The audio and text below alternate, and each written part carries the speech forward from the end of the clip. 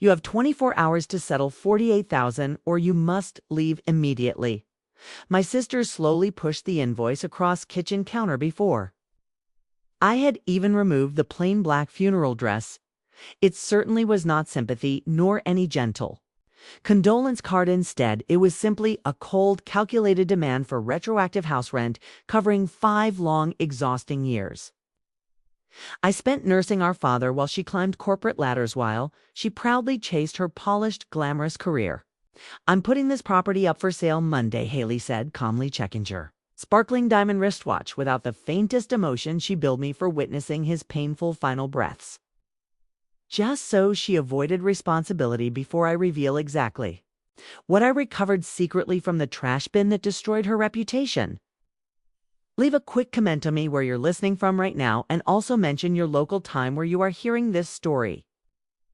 Truly want to see how far this story eventually travels worldwide. I did not scream. I refused to beg. Instead, I quietly turned away from my sister, walked directly toward Father's private study room.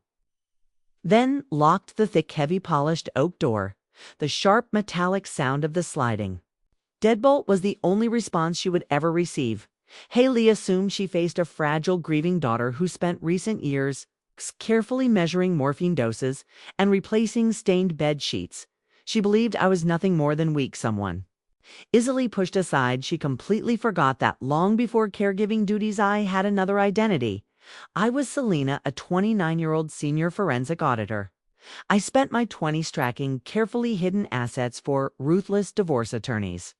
And also federal investigators. Haley might understand marketing and selling luxury cosmetics, yet driving her beauty brand toward financial disaster. But I understand something far more dangerous: how to follow money. Sat quietly behind my father's polished mahogany desk, then opened my laptop.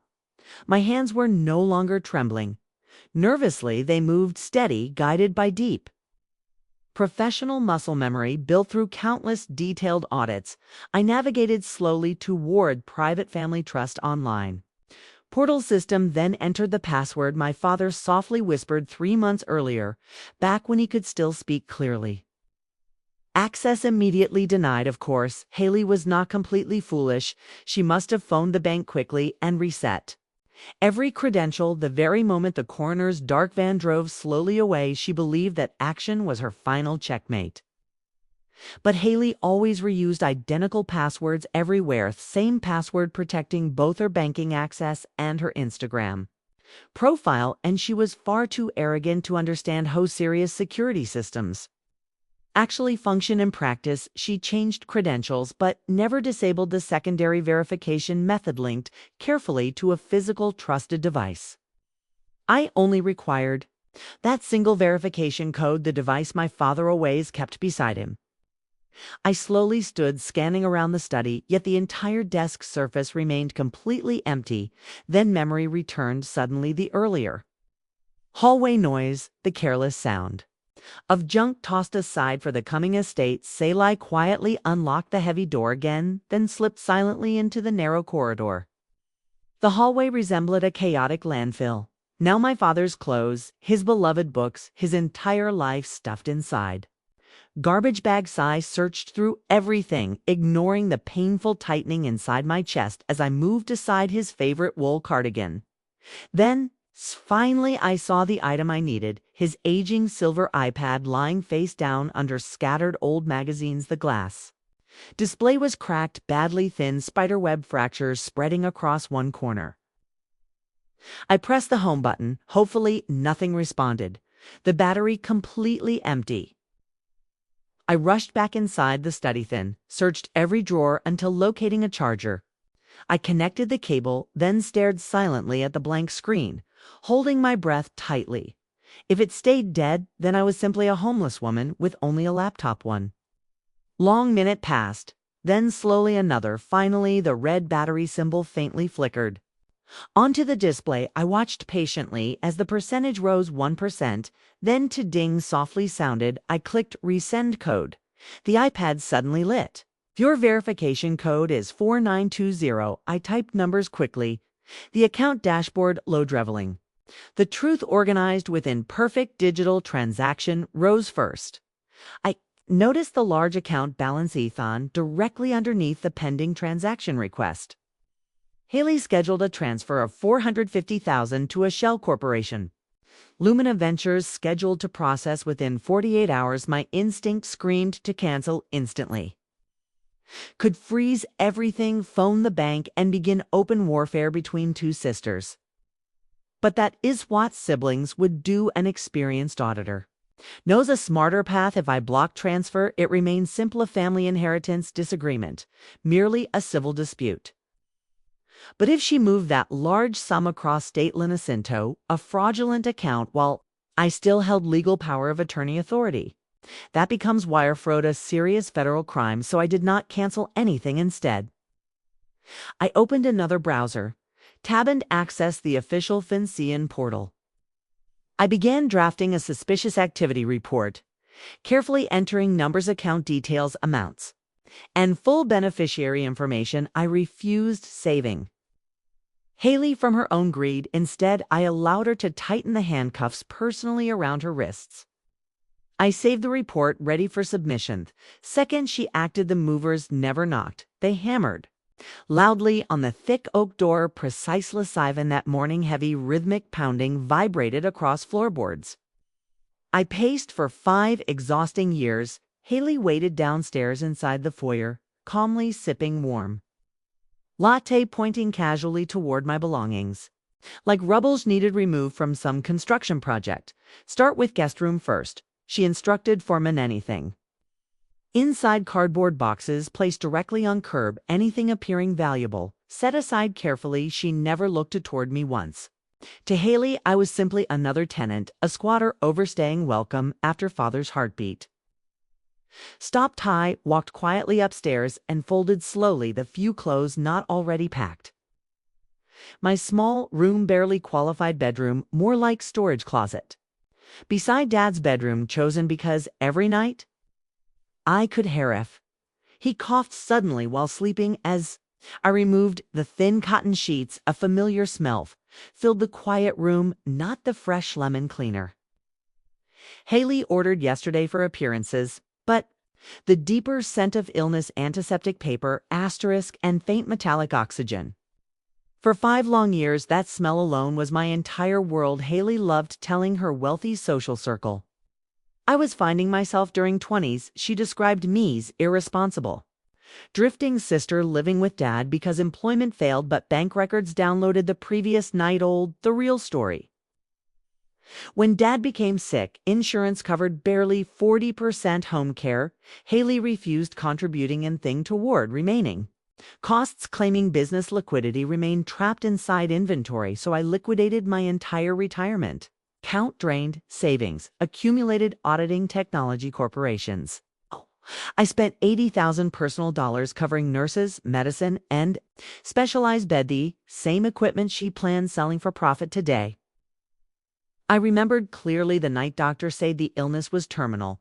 I held Dad's hand, studying every line within his aging palm. Haley, meanwhile, relaxed in Cabo Beaches. She never flew back. Instead, she texted saying she was too emotionally empathetic to witness his decline, her spirit too fragile for hospice energy.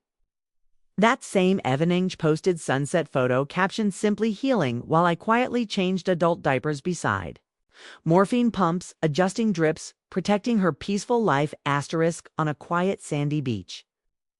I passed beside her, slowly heading toward the front, carrying the lone cardboard box, holding everything I owned. Here she wrinkled her nose slightly, then stepped backward quickly, as if my grief carried some invisible contagious illness. Make certain you live, Effie. House keys upon the marble kitchen counter, she muttered distractedly, scrolling endlessly through messages on her phone. And Selena, remember this, do not cause any scene while you walk away. The neighbors outside are watching everything today. Stared at her carefully, really studying her face, and slowly understood something she no longer saw. A sister standing there. Instead, she saw numbers, a liability on paper, a troublesome entry sitting inside a balance sheet. She believed she was evicting some freeloading parasite, someone surviving comfortably rent. Free inside a multi-million-dollar historic brownstone property. She never realized the rent she demanded yesterday had already been fully paid in blood-exhausted nights, countless sleepless mornings, and a professional career. I paused completely just to save the father she ignored. She believed victory belonged to her because her name held the property deed she never suspected was leaving quietly, carrying something far more devastating than furniture. The undeniable truth about where money vanished. Ty stepped slowly inside the living room, taking one final glance, not toward the house, but toward fireplace mantel. That quiet place was where the urn had always rested. It was never expensive, just a brushed brass container Dad himself selected 3 years earlier, laughing that even death should never appear flashy in the afterlife. Was the only thing I directly requested inside those settlement emails. I never cared about paintings or furniture. I only wanted to keep him. The mantel now stood completely empty, not merely empty but scrubbed perfectly clean, a bland abstract painting hung where his portrait once proudly rested, and a tall vase filled with white lilies sat perfectly centered. Everything symmetrical, lifeless, staged, without soul. I eventually located Haley inside the bright sunroom. She directed a staging assistant about the exact angle for placing throw pillows. "Haley," I spoke calmly, my voice surprisingly steady even to myself. "Where's the urn?" She never turned around, just waved one hand toward the front hallway. "I had to clear all those surfaces, Selena." The realtor explained, "Personal belongings prevent buyers from imagining themselves living comfortably here." "It is basic psychology." "I was not asking about psychology, Haley." I stepped closer slowly. "I asked instead where our father is right now." Haley finally turned her face, clearly annoyed, as though I interrupted a vital corporate meeting simply to discuss some missing household sock. It looked morbid, she explained, casually smoothing the silk across her blouse, a heavy container filled with gray ashes sitting exactly there in the main focal point of the living room. It ruined the aesthetic. It was clutter. "Clutter," I repeated quietly. The word tasted metallic. "Yes, clutter," she replied, so naturally I removed the unnecessary object. My eyes darted quickly toward boxes lining the hallway walls. "Which box contains him?" Haley suddenly laughed, a short, brittle sound. "He is not inside any box, Selena. I threw the whole thing away this morning." Actually, her manicured finger pointed toward the large bay window overlooking street. I turned my head just in time to watch the city sanitation truck rolling away slowly from the curb outside. The mechanical whine of the compactor echoed through thick glass panes, a grinding, crushing noise vibrating deep within my clenched teeth. I watched silently as the truck turned the corner, carrying the remains of the man who taught Haley how to ride her first bicycle, the man who co-signed proudly her first business loan, the same man whose fragile body I held gently while he breathed his final breath. I remained standing for a long moment. The logical auditor inside my brain understood ashes represent simple carbon fragments and brittle bone pieces, yet the daughter inside my chest felt something harden. It was not breaking, something colder, forming a permanent calcification until this second. I operated under a simple sense of justice alone. I wanted only to prevent theft. I hoped to protect our father's estate. But while watching that garbage truck disappear, the entire objective shifted permanently. This situation now was never legal nor merely civil disagreement over property assets. This became war for dignity itself. Haley already turned back toward the assistant. "Let's try blue vase instead," she suggested calmly. "The white flowers are washing out the room's lighting." She believed firmly she had already won, she thought. Discarding ashes erased our father, and throwing me outside erased me too. She never understood that single action removed the final restraint holding me back. I was no longer simply reporting her to government authorities. I was not just filing paperwork. I intended Looking straight into her eyes when her empire collapsed, I adjusted slowly the strap holding my laptop bag across my shoulder.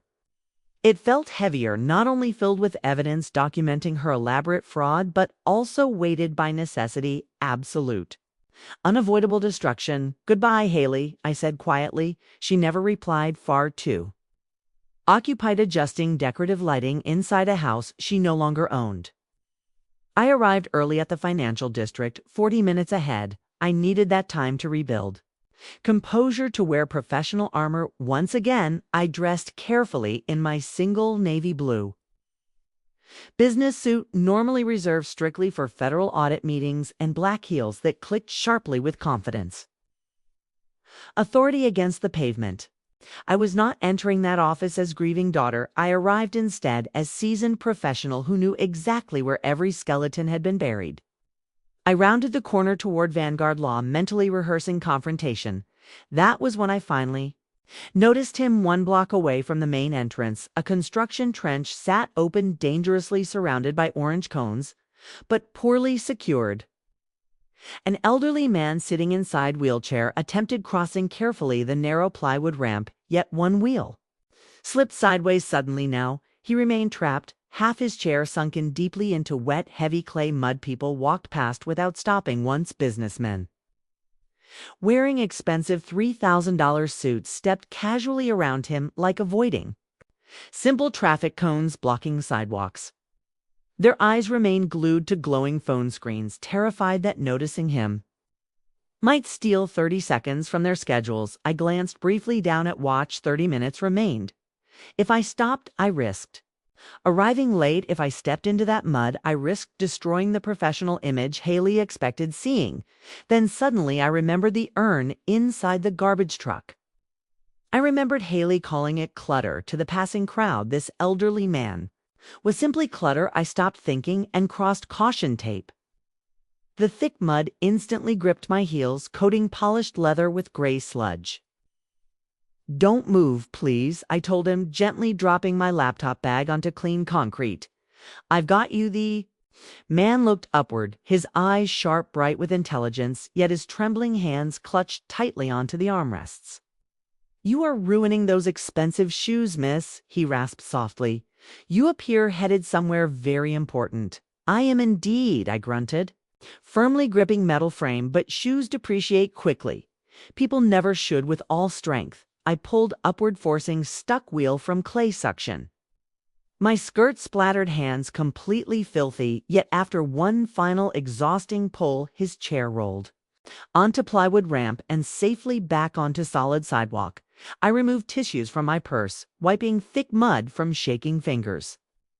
The elderly man studied my face with deep intensity, a familiar expression, the way judges study defendants silently. Thank you kindly, he finally spoke, adjusting his suit, which remained spotless despite near disaster. Most people today would never stop. They calculate interruption costs, then decide quickly the return investment is not worthwhile. I understand people exactly like that, I replied, quietly lifting my laptop bag. I am unfortunately related to one. He glanced toward the building. I had been staring at the shining steel glass tower belonging to Vanguard Law. Then his eyes shifted toward the folder pressed securely beneath my arm. You are heading to Vanguard Law, he observed quietly. Unfortunately, yes, I answered carefully. Are you meeting with Mark today? I suddenly froze. How did you possibly know? That his face changed instantly, the earlier frailty disappearing, replaced by quiet steel, because Mark represents the type of lawyer who flourishes within chaos, and you appear like someone entering a full battlefield today. He pushed his chair a little closer. My name is Lewis, and I know that firm quite well. I hesitated briefly. Time was already slipping away quickly. I really must go, I told him softly. My sister is waiting to strip away what remains of my inheritance, then allow me to accompany you. I blinked slowly. What exactly do you mean? I am not simply an old man stuck helplessly in mud, he replied calmly. I currently serve as chairman of the State Bar Disciplinary Review Board for 6 months. I have assembled a quiet investigation file regarding Mark specifically. I have watched Men exactly like him destroy countless lives because the legal system moves painfully slow to stop corruption. It is usually the terrible cost of silence everywhere. Good people notice rot inside institutions, yet they avoid action because it is not technically their responsibility, not their legal case. I am finished remaining silent. If you are walking into a meeting with Mark today, then you absolutely need a witness, and I personally need the opportunity to observe him operating firsthand. I studied this stranger, mud coating his wheels, but fierce fire burning inside his eyes. Suddenly, I understood this moment was not coincidence. It was pure ammunition. Haley wanted to see me shattered, fine. Then I would walk inside covered in dried mud with an unexpected witness following behind me. I would feed her towering arrogance until she choked on every ounce of it slowly. All right then, I finally answered. Let us go. The Vanguard Law Conference room floated high above inside a sterile, glass box structure when Louis and I entered together. Haley and Mark were already waiting. Mark resembled every corporate predator wearing an immaculate tailored gray suit. Haley looked flawless, perfectly styled hair, perfect makeup applied, perfect confidence displayed. Their eyes immediately dropped toward the dried mud coating my shoes, then moved upward, toward Louis sitting quietly inside his wheelchair, his expensive suit still streaked with thick clay.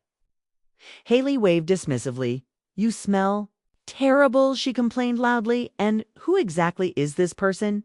Did you collect a stray outsider? This is supposed to be legal meeting? Mark smirked coldly. Should I request security, escort him out? He is my witness, I replied quietly, holding Louis's chair. I simply preferred not arriving alone. Fine, then Haley sighed impatiently. Place him somewhere over inside corner. I lowered myself into my chair, allowing hands to tremble slightly. Redditors relax easily once they believe their opponent defeated. Mark slid a thick contract across the table. Sign this waiver, $5,000 in exchange for surrendering every claim to father's estate. Considering what I whispered softly, considering you are completely broke, Selena. Haley snapped sharply. I allowed tears to slowly gather. What about Dad? I asked quietly. The DNR order, the doctor believed he might recover. Mark stiffened instantly. Medical matters are irrelevant here, he insisted quickly. He hesitated, speaking too slowly. Haley interrupted him. What recover? She hissed angrily. Recover long enough to keep breathing while destroying everything. I needed the estate, she continued openly. I currently have a $500,000 balloon payment due this Friday without quick liquidity. I would face federal prison charges for embezzlement. She leaned backward inside her chair. So, yes, I signed it now. Sign the waiver. Selena. Mark suddenly looked pale. My phone blinked a red notification. Beside the contract, I cannot sign, I replied calmly. Why not? Haley demanded loudly. Because I refuse to negotiate with a murderer. I tapped gently the glowing screen. Her recorded voice echoed loudly throughout the room. Mark shoved back his chair. Quickly, I was never party to that conversation whatsoever. I am only here to oversee a simple estate settlement. Haley laughed loudly. You believe that changes anything? I will be living comfortably on a non-extradition island paradise before anyone. Even here's that recording. She spun around her open laptop. I never sold the brownstone property. I leveraged it through hard money lenders. They wired me $1.8 million exactly 1 hour ago. The house belongs to them now unless you pay $2 million immediately. She raised her phone proudly. Excuse me, go ahead, I answered calmly. She paused briefly. What did you say? Send the transfer, I encouraged. Smiling, she pressed confirm instantly. The screen flashed bright red. Warning. She froze instantly. Why is this transaction declining?